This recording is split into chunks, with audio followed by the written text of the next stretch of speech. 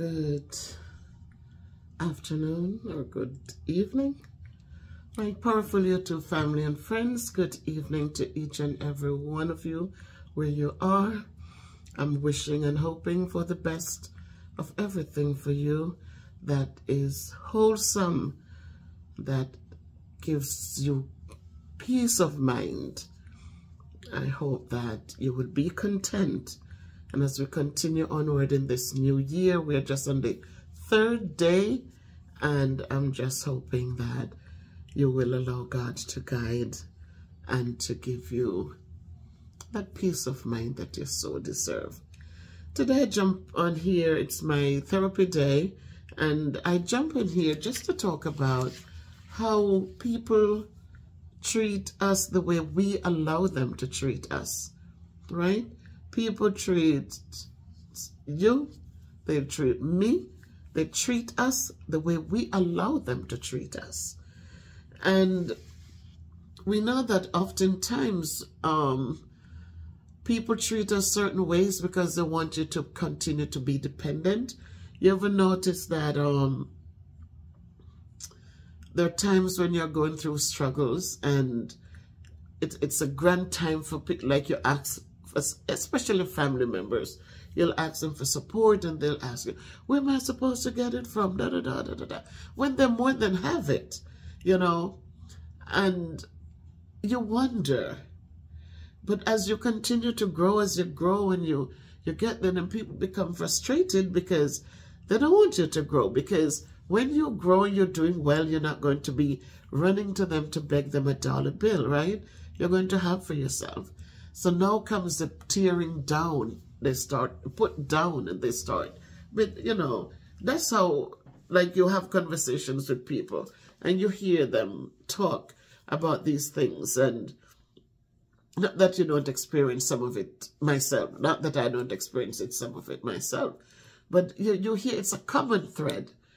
You know, when you're doing well, they tear you down. When you're not doing well and you have to beg, they like that because then they get to belittle you, to demean you. So it's a way to control. If you don't have, you're going to have to be beholden to them. But when you are building up, then they have to make sure that they tear you down. They have to make sure that they talk negatively about you and to you. So you don't feel that self-worth. You just feel like, oh God, okay, I'm not going to do this because I can't do it. Oh, I'm going to need, oh, and you start finding excuses instead of building a backbone and getting up and says, I am going to get this done regardless of the obstacles in my way. So it's a new year, guys. And as I said, we're not going to start fresh, because starting fresh means that you didn't have anything in the beginning.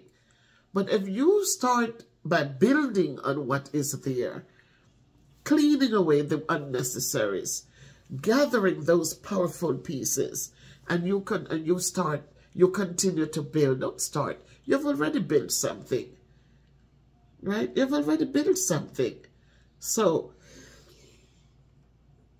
I'm allergic to my phone, to my camera. So you're going to continue building. So don't say that, oh, it's a fresh start. I'm sick and tired. It's a fresh. We have so much that we have done. So much that was not valued. It was not evaluated. And so each time we think we need to run away and start again. Don't do that. You have somebody you love, you cherish.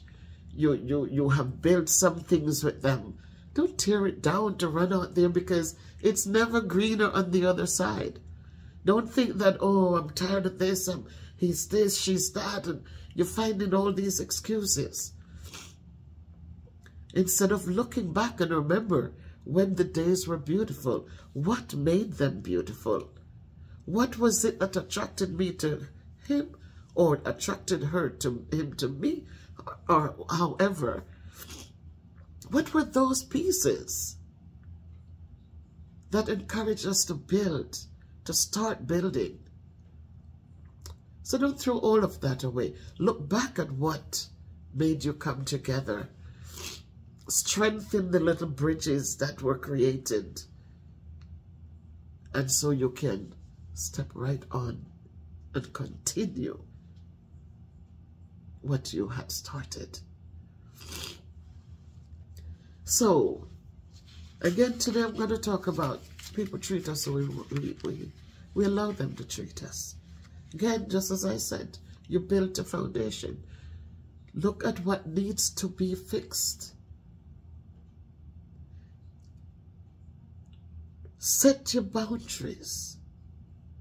A lot of times we set no boundaries. And because of that, people just treat us how they feel like. But when you set boundaries, I remembered when I started teaching in New York, we had a union rep who spoke to us. He was from Africa. I'll never forget.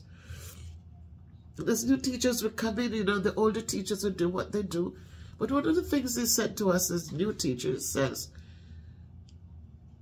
you're teaching, you're working with other adults. Be professional. Once you're on the school premises, always be professional. You don't know where kids are lurking, you don't know. And when you start letting down your guard, that's when the kid is lurking somewhere and catch you off guard. But if you carry yourself in a professional manner, you speak professionally, then you won't have to worry about being caught off guard about what you say, how you say it. We should not call teachers by their first names. And that thing stuck with me so much so that even today there are people my age that I work with that I still call them Miss So-and-so. I give them their title. And I also remembered when I moved here to Connecticut in 2002 that our first staff meeting, we had the gym teacher who, very flighty man, older man, he was older, much, very older person. So we come in and he says, oh, Bev is here. And that thing really took me off guard because I wasn't expecting anyone in my area to call me on my first name like that. Worse, didn't even say Beverly. I love to be called Beverly. But here he comes and as if he knew me a long time, and this was our first staff meeting. Bev is here. And I kind of reacted to it. And I said, Miss Salmon, please. And there were people there who kind of, even as all the years that I worked, that they don't call me Bev. They will call me Mrs. Salmon Black. Mrs. Salmon Black is here. Mrs. Salmon Black, are you doing this? Or what name would you be preferred to call? You don't have to ask that. You know my name and you know it in a professional stance. So you say it in a professional stance. So I got stuck with that. But what it did, though, it set that boundary. It set that boundary because Bev, it's not a... Miss Bev is different. I like Miss Bev. And I embraced Miss Bev when I went back to Jamaica in 99. And everybody, they treat you like a princess down there. Like, you know, Miss Bev so-and-so. Miss Bev so-and-so. And it felt good. They looked out for you. And it was just beautiful. So I embraced that.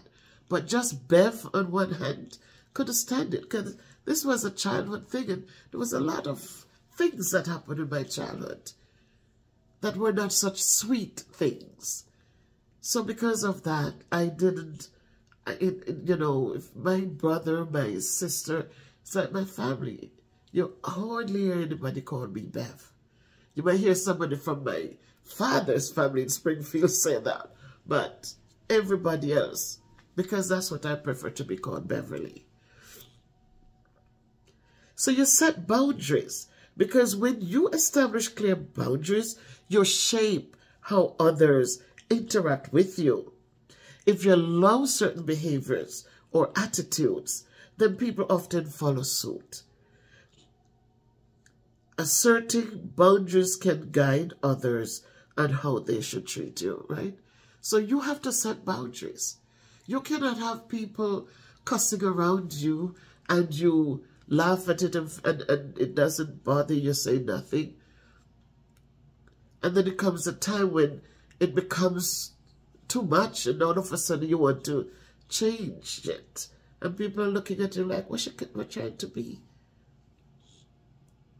You cannot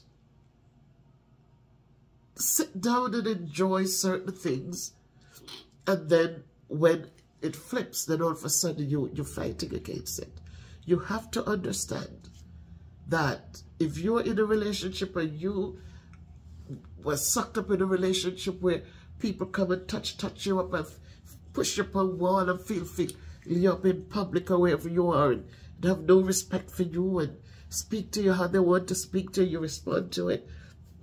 Those are the things, those are the attitudes and behaviors that they will bring to you whether you are by yourself or in a crowd.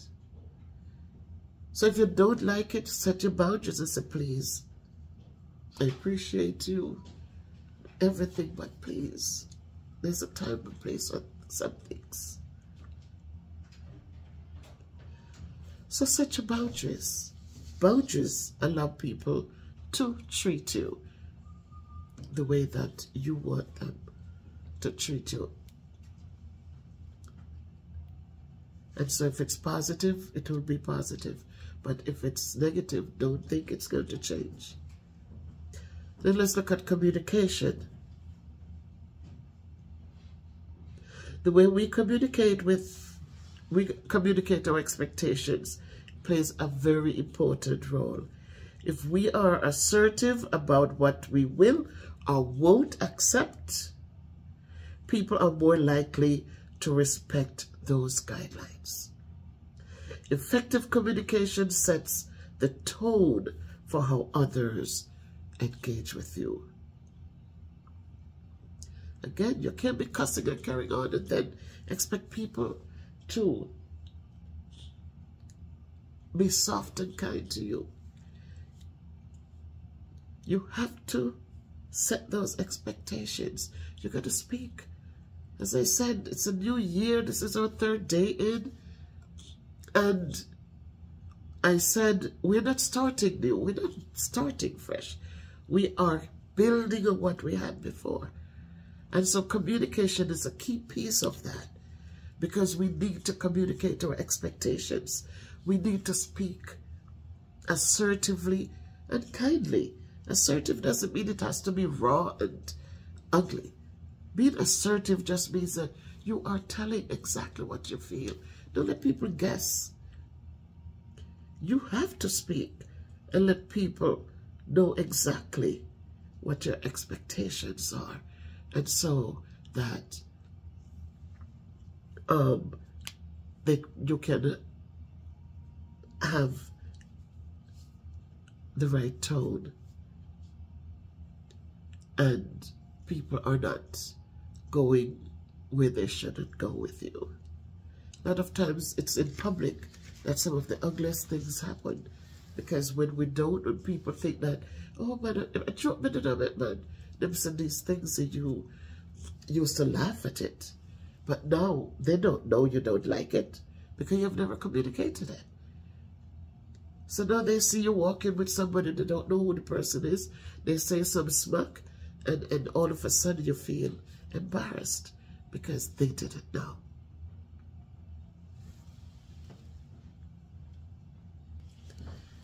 Right? So we talk about setting boundaries, then we talk about communication. Let's look at self-worth and respect.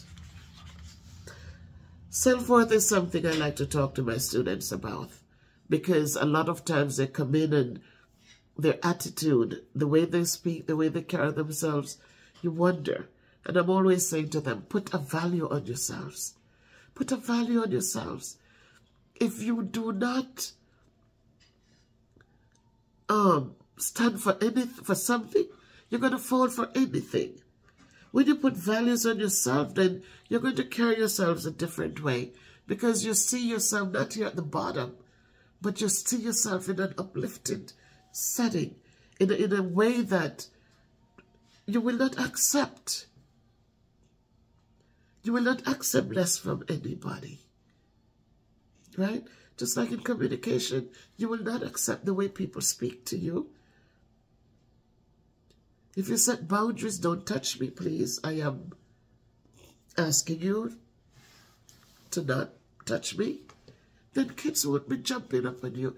You have some kids who come into the schools and you see, never had a problem, never hear them in conflicts, never see kids jumping on them, pushing them over and doing stuff on them or sharing negative things with them. Or you have some kids who have that respect for themselves, that self-worth. They value themselves highly. And so your perception of yourself influences how others perceive and treat you. If you exude confidence and self-respect, it often compels others to treat you accordingly. Conversely, if you allow disrespect or mistreatment, it can become a norm in your interactions. A lot of times you hear kids, shut up me, shut up this, shut up that. And the kids, and you say, why would you laugh at somebody calling you a bitch? How does that make sense? And they get mad at you because they figure that you should not say anything. But he's my friend, or she's my friend. So from an early age, my parents, all of you who are watching, you have children, teach your children self-worth. Teach them to understand that when they build their self-esteem, and they're going to be filled with confidence. They're going to be filled with that respect for themselves, that they will not tolerate or accept certain behaviors. You don't hear them out there cussing. They'll never curse. I remember in the older days when kids before, well, maybe in the late 2000s, here in like 2010 and below that, you talk to children about the way they should dress, push your shirt tails in, make sure that so-and-so, comb your hair when you come to school in the mornings. And kids gravitated to that. They wanted to come to the classroom feeling good because they know you're going to feel good when they walk in. But then you have other people. I remember one teacher I was sharing with my daughter today. You had a teacher who, when the kids need to come to my classroom, I did math and social studies, she did science and whatever. No, we both taught math and reading, and she did science, I did social studies. And when they needed to come to me for social studies, she told Mr. Martin, then Dr. Martin, oh, when they need to go to her room, they don't want to go. But he was a great principal, and he said the reason they don't want to go is because she sets high expectations for them. They know when they go into her room, they have to carry themselves well. They have to work hard. She could understand it, because for her, they could walk in her classroom with the shirts not tucked in, and when she puts the work on the board, there's no heading, there's no structure.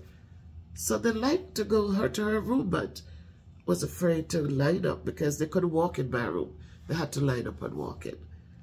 But some of the things that the kids, those who understood,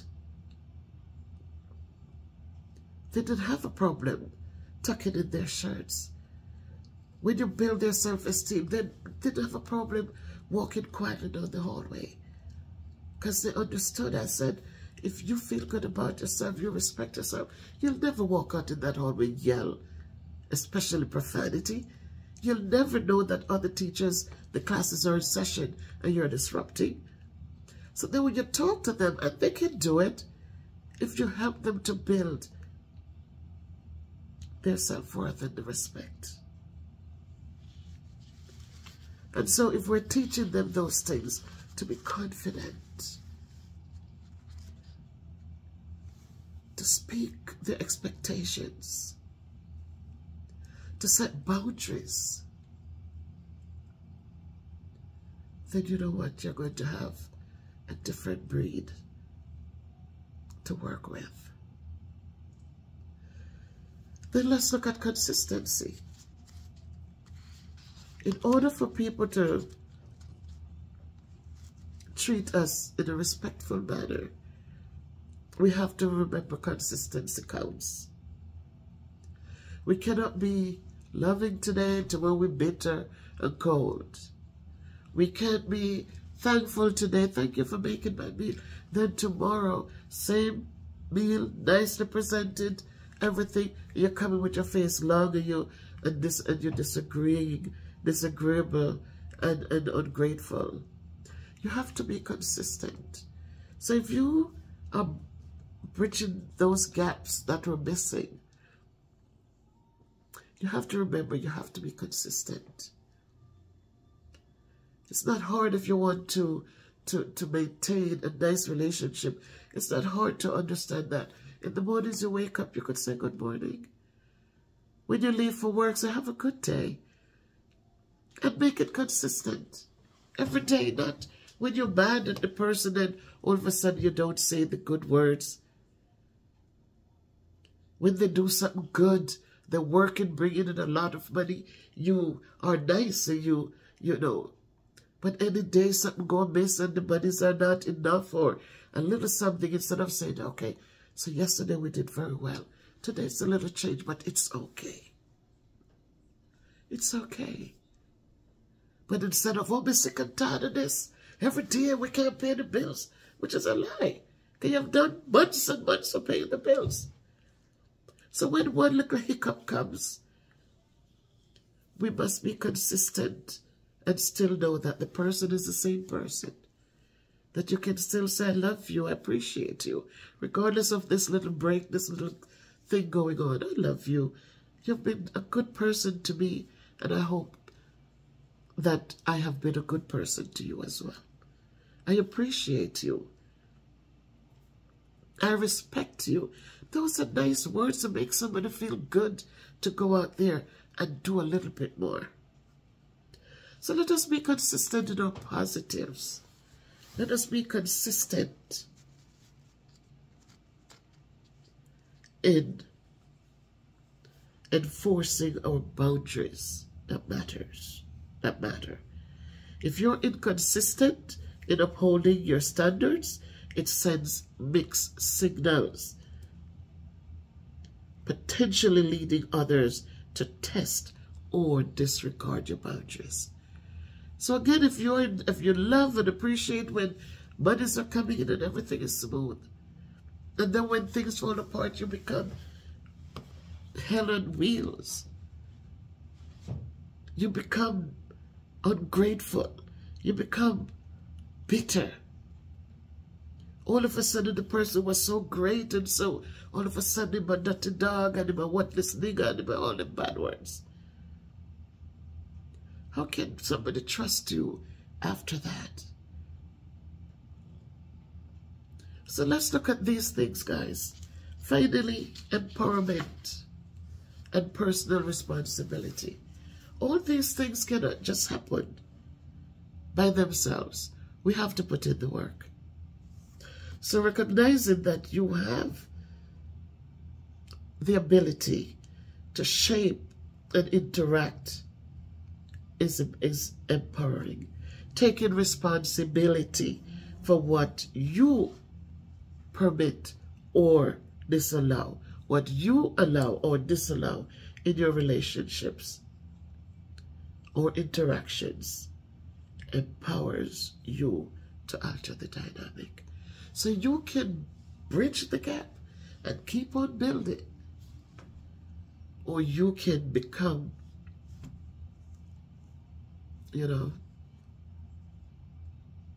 inconsistent and give people that power to think that, no, she's not serious. People don't take you seriously if you're wishy-washy. So you have to be consistent.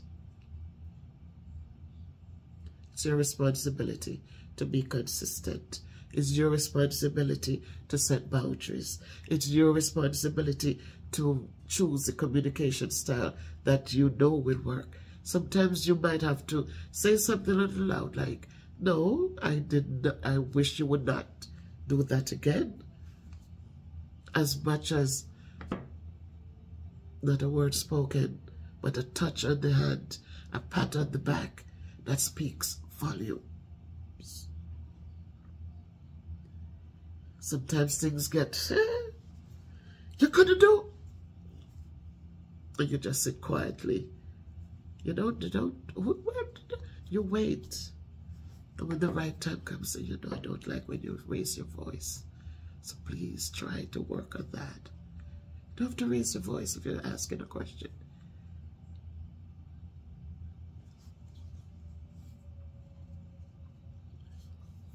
You have to be practicing what we preach. So again, guys, today, as I said, we are treated the way we allow people to treat us. Right? We allow it. Because if we set the standards, then things will change. So again,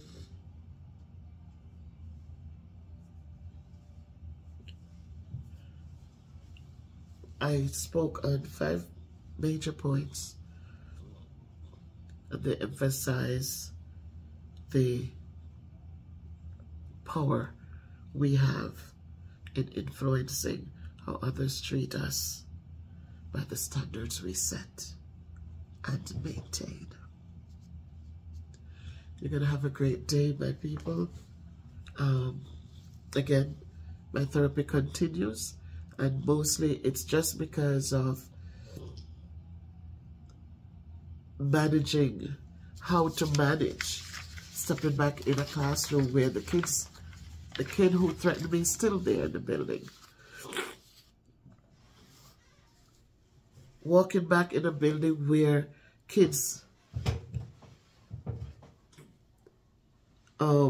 jeered a colleague who was hit in the head, had a concussion, had to be out for months, and they took it and make it into a big joke, tells me that the children need to be taught about empathy. They need to understand. I know that I've heard of a story where a teacher was hit in the face. Teacher went through chemotherapy and doing, as a teacher, doing okay. Has been very good to children, contributes so much. First one out there to play basketball with them, doing a lot of things with them.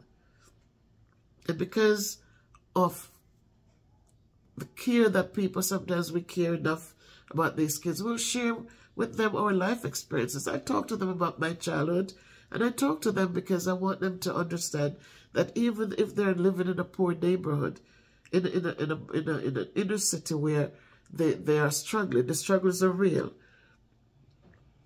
they can still come in and get their education and build. So I talk about my life story. I tell them, my grandmother wasn't rich, but I need to stop saying that because, again, when I look back and see 16 acres of land, a house with a living room, a dining room, 3 bedrooms, 2 full bedrooms, a butler's room, and a veranda, is not poverty.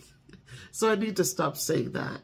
It took me all these years to realize that because I've seen so much worse. But I wanted them to understand that even if they don't have, their brains can work without a pair of shoes on their feet or 6 different suits of clothing. The brains do work. So I share my experiences. I tell them, get up. Don't make excuses. I didn't have a father. It's not like he was in jail. He died when I was 2. My brother was 8 months. But here we are. We didn't sit and cry over it. And my brother is a teacher. I'm a teacher. So regardless of what we didn't have, we didn't use it, you know, as a crutch. We get out there, we work hard, and we went to school, and we raise our families, and we do what we have to do and give it back to society. So I use my life story to empower my kids. And I heard that the teacher also did that and shared with them about having to do chemotherapy and what have you. And when he got hit in his face with the ball, the kids talk about, oh, well, he went through chemo so he could handle a hit in the face with a ball. How callous can that be? So when we go through things like those, when you have to work with children, and these are the ways that they think, these are coming from the environment from which they are bred, then it is hard to stand in a classroom. It is hard to envision standing in a classroom where a kid threatened your life. If you're on the street somewhere and somebody walk up and say, you know something, I should just effing kill you, you're not going to take it lightly and make it seem like, oh, well, it's not going to happen. What propelled them to say that? What part of their mental frame, where did it come from? What did it stem from? Why would they say that? Because all my years of teaching, it's the first time this has ever happened. With all of the uproars in classrooms, first time it happened. And it really opened my eyes to realize that it's a different day, it's a different time, it's a different set of kids. We have the 6-year-old kid in Virginia, 6 years old, not 11, 12, 6 years old, who carried a gun to school, took it from home, didn't have any feelings of, no, this is wrong. Brought it to school, didn't have any feelings of, wait a minute, I can't do this, let me. The 6-year-old held on to a gun and pulled it out at the moment when the teacher probably said something to him. 6 years old. So we cannot sit here and say, oh, the kids are joking, or the kids are never were frustrated. Going back in the classroom means that the kid is going to get frustrated again. And so the next time they get frustrated, what's going to happen? Because some people look at it like, oh, she's doing her videos, oh, she's doing, and they don't understand the bigger picture. As I said before, what does trauma looks like? A lot of time people are stressed out, they're depressed, they're going through things, but people just look at the outward, and people crying out for help sometimes, and there's nobody because they're just looking at the outward, and people are saying, look, this thing is stressing me out. And they just look at it as it's a joke. So don't sit and judge me because I might get up and to feel good and to be, as the therapist said, you do what you need to do to keep yourself from going into deep darkness. And so that's what I'm doing. So don't sit out there, watch the videos, like them, give me a thumbs up for liking, leave your comments, because I appreciate that. And so when you look at the changes in our young people today, the changes are real. There was a young kid, you know, we are here with babying kids now, we're coddling them. We can yell, we can raise a voice to them. We can't do this, we shouldn't do that. Right? When a person gets hit in the head and you have an administrator say, oh, these things happen. And the kid just, no consequences because what? It's okay. We don't want to, we want to de-escalate. We want to use restorative justice. Restorative justice only for the kids. So when we're doing these things and we're not respecting people's boundaries and we're not listening to people say we need help and there's no support, no nothing, it is not a good thing. We have kids today, they're on the playing sports and they're on different teams, and one team runs through and does well and wins. And what do? They, oh, everybody must get a trophy because we cannot hurt their feelings. And it's because of this don't hurt feelings why teachers are getting hurt. Go on there and see how many teachers are fleeing. And look and read. Don't just look at the numbers. Listen to the stories that they're sharing. Gone are the days when one team wins and the other team said, I'm going to get you next time. You know? And they shake hands and they laugh and they have a good time and it's okay. Gone are those days. Because now we're encouraging that everybody should get paid. We're putting in grades and we must give an F even when the kid has done no work. Comes in, does nothing, but you can't give them a 0. And so they take this and they walk with it. And they feel like, oh, doesn't matter. You can't give me a 0. So all these things that we're doing with these children today are things that are making them sensitive and weak, and they're coming out there and they're doing all these things because they cannot stand losing. They cannot function in a structured setting. We have a young man, how old is he? Was it in California? Where he lost? Is it a race or something? Whatever it was that he lost, and he took his father's gun and shot the other kid, the kid who won. So we have to be careful with these coddling of children, of these giving into kids instead of holding them accountable. We need to be careful. We have to be careful. Because when the time comes for us to hold them accountable, it's going to be too late. The little streams that run out here, when the rain falls, they run to the rivers. But let's remember that the rivers open up into the sea. So little things become bigger things. And we have to remember that kids who tell little lies, they're going to become big kids telling bigger lies.